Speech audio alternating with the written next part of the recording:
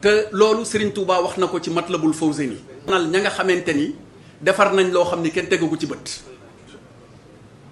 te li ciy firnde mooy 2004 dama fekkee benn waxtaan kër Serigne Saliou te li may nettali nii ñi ma koy waxal ñi ngi dund muy Serigne Matar Diakhaté ak Moustapha Cissé Lo ñu nekkoon ci communauté rurale bi fekk dañoo baaxoo woon saa yu màggal di jub si Serigne Saliou am lu mu jël joxe ko ñu def ci ñu yokk ci courant yokk ci ndox ba ñu ñëwee ca at moomu Serigne Saliou jox leen 140 millions ñu dem jëfandikoo ko ñëwaat di ko laaj ab dolli mu ni leen Touba li koy doxal du yéen def leen li nga war a def waaye Touba li koy doxal du yéen